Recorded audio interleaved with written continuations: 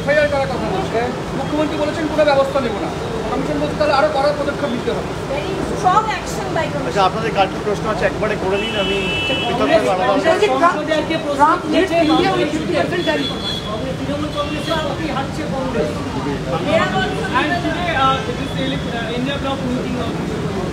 আচ্ছা, তো তিনটে প্রশ্ন রয়েছে আপনাদের। এক হচ্ছে ইলেকশন কমিশন নিয়ে রাজ্য সরকার যে অবস্থান নিয়েছে সে সম্পর্কে আপনাদের প্রশ্ন রয়েছে। দুই হচ্ছে 50% ট্যারিফ লাগানো হয়েছে ইন্ডিয়ার উপর, সে সংক্রান্ত প্রশ্ন। এবং থার্ড হচ্ছে ইন্ডিয়া আজকে যে বৈঠক রয়েছে সেটা নিয়ে।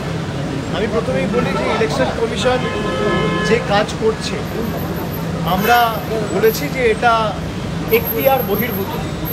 ইলেকশন কমিশনের ক্ষমতা বা ইলেকশন কমিশনের দায়িত্ব তখনই হয় যখন আদর্শ আচরণবিধি ঘোষণা হয়।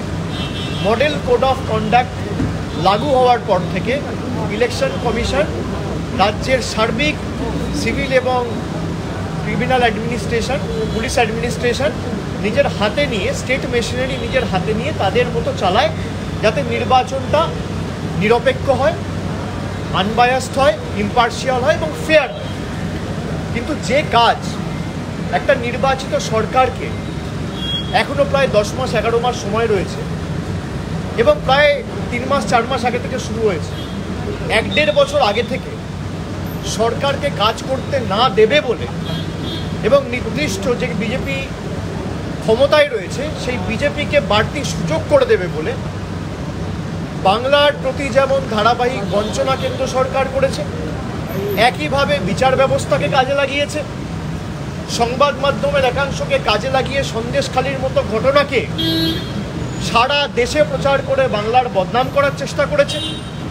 এখন ইলেকশন কমিশনকে কাজে লাগিয়ে যাতে বাংলার প্রকৃত বাঙালিরা, বাংলা ভাষায় যারা কথা বলে, যারা বাংলায় থাকে, তারা ভোটাধিকার প্রয়োগ করতে না পারে, প্রকৃত ভোটার যারা, তাদের ভোটের অধিকার কেড়ে নেওয়ার জন্য ইলেকশন কমিশন নির্লজ্জ ভূমিকায় নেমেছে। ইলেকশন কমিশনের এটা এখতিয়ার এখন নয়, তারা রাজ্য সরকারকে জানাতে পারে কি করবে কি না করবে। একটা ইলেক্টেড গভর্নমেন্ট, যে গভর্নমেন্টকে বাংলার 12 কোটি মানুষ ভোটাধিকার প্রয়োগ করে 2021 সালে নির্বাচিত করেছে, সেই গভর্নমেন্ট একমাত্র বদ্ধপরিকর এবং জবাবদিহি 12 কোটি মানুষের প্রতি, কোনো রাজনৈতিক দল বা কোনো কেন্দ্র সরকারের প্রতি নয়। আমরা বিচার ব্যবস্থাকে সম্মান করি, কিন্তু যেভাবে 2021 সাল থেকে আজকে 4 বছরের মধ্যে প্রায় 50টার বেশি সিবিআই তদন্ত কলকাতার হাইকোর্টের বিভিন্ন বেঞ্চ থেকে কেন্দ্রীয় সরকার প্রভাব খাটিয়ে বাংলাকে ছোট করার জন্য এবং তৃণমূল কংগ্রেসকে চাপে রাখার জন্য যেভাবে হেনস্থা করেছে বাংলার মানুষ দেখেছে। এমনকি গত বছর এই সময় আরজি কর নিয়ে যেভাবে রাজ্য সরকারকে আক্রমণ করা হয়েছে, যেভাবে বদনাম করা হয়েছে, যেভাবে সারা ভারতবর্ষ জুড়ে দুর্নাম ছড়িয়ে দেওয়া হয়েছে, পরবর্তীকালে সিবিআই তদন্ত ভার গ্রহণ করার পরে যে কাজ কলকাতা পুলিশ 24 ঘন্টায় করেছে, তার বাইরে সিবিআই আজকে 1 বছর হয়ে গেল কিছু করতে পারেনি। আমি আগেও বলেছি, আবার বলছি, যে যারা বাংলাকে ছোট করছে নিজেদের রাজনৈতিক স্বার্থ চরিতার্থ করতে, তারা বিগত দিনেও জবাব পেয়েছে, আগামী দিনেও তারা শিক্ষা পাবে। 2021, 2024-এ তারা শিখে, ভুল থেকে মানুষ শিক্ষা নেয়, বিজেপি শিক্ষা নেয়। এখন জল জীবন মিশনের সব টাকা বন্ধ, বাংলায় যে পানীয় জলের কাজ চলছে সব টাকা বন্ধ করে দিয়েছে কেন্দ্র সরকার থেকে। এখন শুধু 100 দিনের টাকা, বাড়ির টাকা, এখানে রাস্তার টাকা বা 100 দিনের টাকা বন্ধ নয়, জিএসটির টাকা বন্ধ নয়, এমনকি জল, যেটাকে আমরা জীবন বলে জানি, জলের আরেক নাম জীবন, মানুষ জল ছাড়া বাঁচবে কোত্থেকে, সেই জলের টাকা বিজেপি সরকার বন্ধ করে দিয়েছে। আপনাদের ডোনাল্ড ট্রাম্প নিয়ে যে প্রশ্ন রয়েছে, আমি আপনাদের বলি যে এই প্রশ্নগুলো আমাদের করা উচিত নয়। যাদের ছবি রয়েছে ডোনাল্ড ট্রাম্পের সাথে তাদেরকে এই প্রশ্নটা করুন। যাদের হয়ে ডোনাল্ড ট্রাম্প এখানে প্রচার করতে এসেছিল আর যারা গিয়ে ডোনাল্ড ট্রাম্পের হয়ে 2019 সালে আমেরিকার টেক্সাসে প্রচার করেছিল তাদের এই প্রশ্নটা করুন। 50% ট্যারিফ ভারতবর্ষের উপর লাগানো হয়েছে। নিশ্চিতভাবে এর একটা ক্ষয়ক্ষতি তো পড়বেই, রপ্তানিতে প্রভাব পড়বে, বিশেষ করে 3টে সেক্টরে, আইটি, ফার্মাসিউটিক্যাল, টেক্সটাইল সংক্রান্ত যে পণ্য, দ্রব্য বা পরিষেবাগুলো রয়েছে তার উপর একটা সার্বিক প্রভাব পড়বে, কর্মসংস্থান কমবে, ভারতের অর্থনৈতিক প্রভাব তো এর উপর পড়বেই। আমি মনে করি যে এটা আমাদের কূটনৈতিক ব্যর্থতা এবং ভারতবর্ষকে কঠোরভাবে এর মোকাবিলা করা উচিত। যারা ভারতবর্ষকে ছোট করতে চায়, যারা ভারতবর্ষের উপর চাপ সৃষ্টি করতে চায়, কি কারণে এত ক্ষমতা তাদের হলো হঠাৎ করে, যে সরকার 56 ইঞ্চি ছাতির কথা বলতো, তারা ক্ষমতায় থাকার পরেও তাদেরকে বুড়ো আঙ্গুল দেখিয়ে, লাল চোখ দেখিয়ে চায়না থেকে শুরু করে সমস্ত দেশ, আমেরিকা, সবাই, আমি আপনাদের বলছি, আমি বাইরে এগুলো বলতে চাই না, আমি সর্বদলীয় ডেলিগেশনের পার্ট হয়ে 5টা দেশে গেছিলাম। আসিয়ানের মতো মাল্টিল্যাটারাল ফোরাম 11টা দেশ নিয়ে তৈরি, সেখানে সিঙ্গাপুর রয়েছে, মালয়েশিয়া রয়েছে, ইন্দোনেশিয়া রয়েছে, কাম্বোডিয়া রয়েছে, ভিয়েতনাম রয়েছে, লাওস রয়েছে, 11টা দেশ নিয়ে তারা পেহেলগাম নিয়ে পাকিস্তানের উপর চাপ সৃষ্টি করা দূরের কথা, কন্ডেম করে একটা স্টেটমেন্ট দেয়নি। এই ব্যর্থতা কার? ডোনাল্ড ট্রাম্পকে নিয়ে ভারতবর্ষে কোভিডের 1 মাস আগে গুজরাটে প্রচার কে করেছিল? ডোনাল্ড ট্রাম্পের হয়ে প্রচার করতে গেছিল টেক্সাসে কে?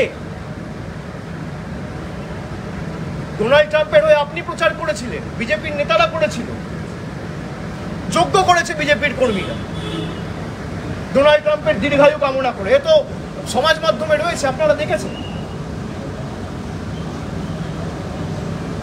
So I think people who have campaigned for Donald Trump, and Donald Trump also came and reciprocated the same 2 months before COVID in 2020 in Gujarat. And the Honorable Prime Minister, he also himself went and campaigned for the then US President Mr. Donald Trump in 2019. If I am not wrong, I exactly remember the date, it's 22nd of September in 2019 in Texas. So someone who campaigned for Donald Trump will be in an ideal position and situation and far more apprised and will be able to answer with clarity that what made Mr. Donald Trump and the US government impose a 50% tariff on India. The onus is on him. The onus is on the incumbent NDA and BJP government, not Trinamool Congress. Why Mamata Banerjee never invited Donald Trump? The Trinamool never invited Donald Trump. No one from Trinamool went and campaigned for Donald Trump. Mamata Banerjee or anyone from Trinamool Congress, did they go and campaign for Donald Trump? Who went and campaigned for Donald Trump? Let me show you a small clip.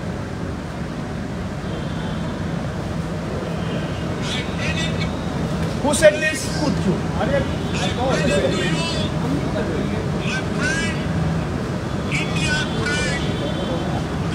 Who said this?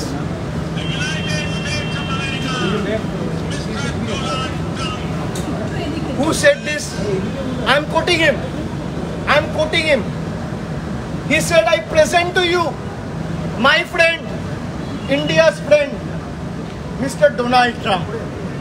Did I say this? Did Mamata Banerjee say this? Did any member of the opposition say this? Who said this? And I also strongly condemn what Donald Trump said about India. He said the Indian economy is dead. Well, I don't agree. Nobody has got the might to kill the Indian economy. It's surviving on the love and affection of 140 crore Indians.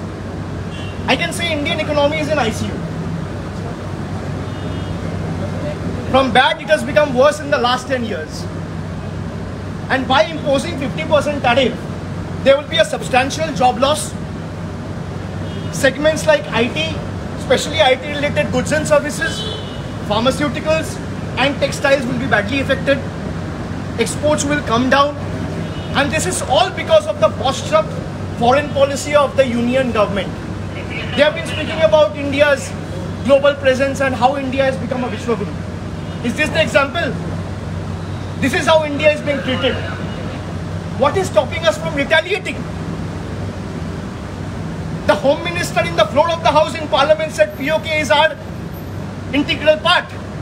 Then what is stopping you from reclaiming POK?